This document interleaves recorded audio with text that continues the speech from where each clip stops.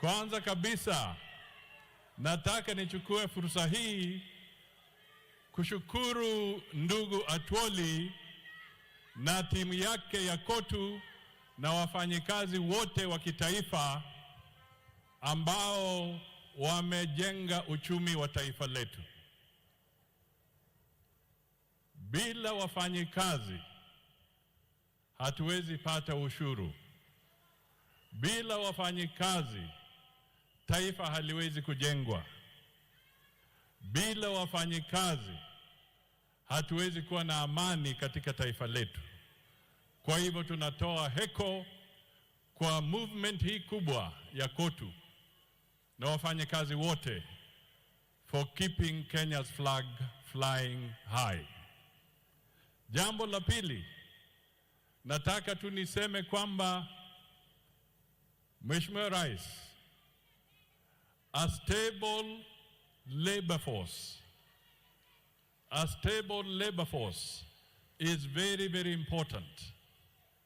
Tukiwa na taifa ambalo liko na a lot of labor instability, conflict within the labor movement, then it will be difficult to achieve economic growth. Mr. Secretary General and your team, we must commend you for keeping the labor force in Kenya stable and focused.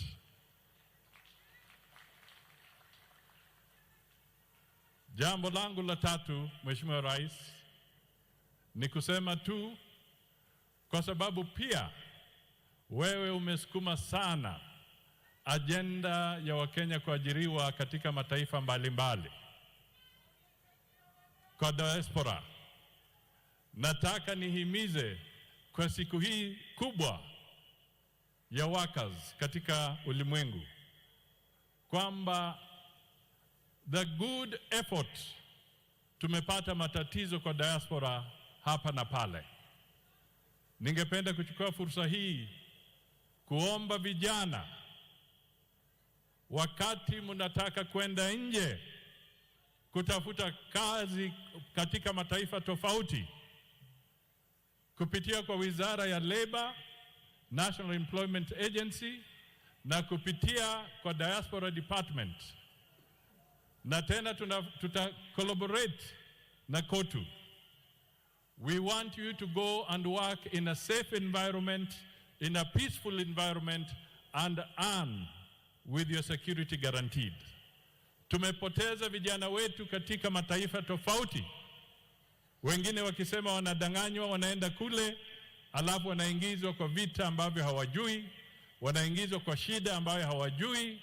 Tafadhali use the government institutions so that we can help you to ensure that you go to a safe working environment ikiwa unaenda kufanya kazi katika diaspora, katika taifa nyingine.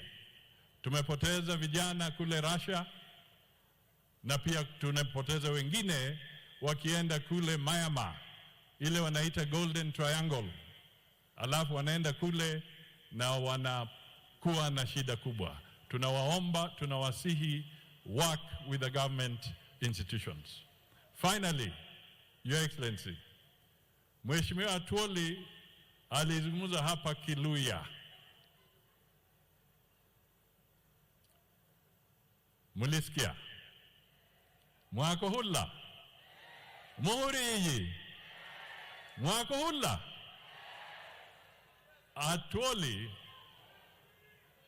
mimi sitaongea Kiluya sasa, mimi nitaongea kwa Kiswahili. Mimi nataka niseme hivi.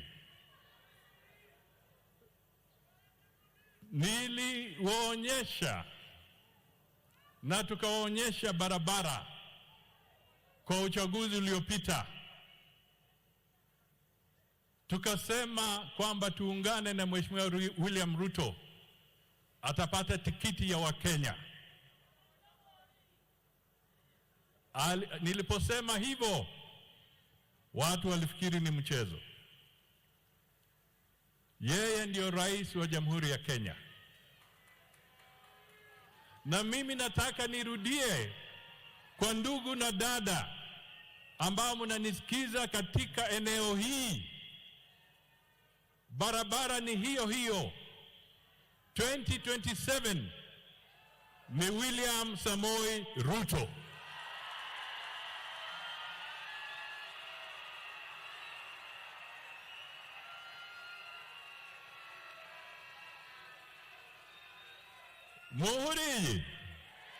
Muhuri yani nimbora kumulusha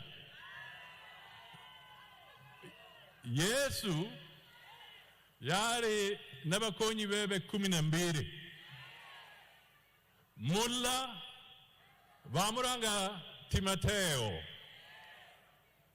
Timothy yani kari ni bambola mangana abora ndi nyangumire mumbula kohenze kubiri kuba Timotheo iburusha dawe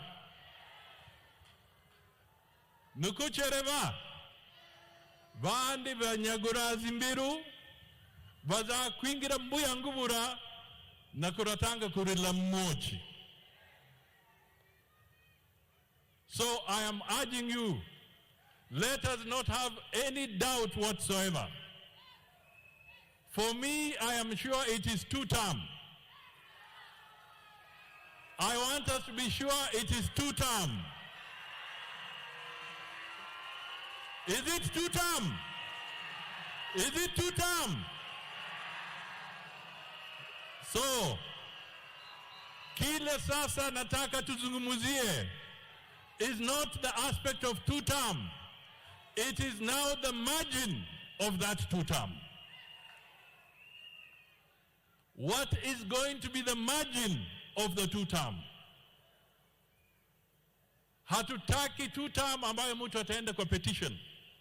Tunataka 2 term ambaye itapitia kwa debe, voted by the people with a resounding majority, ili tuende mbele kama Kenya.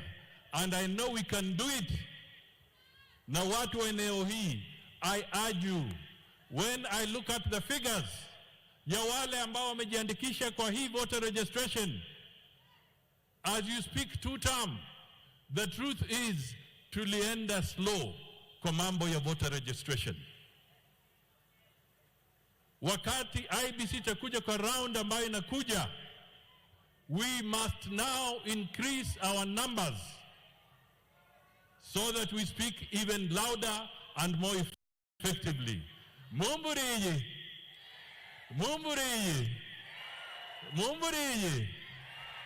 Kuwe tayari? Haya, rombi mikono. Tusimame. Haya, muko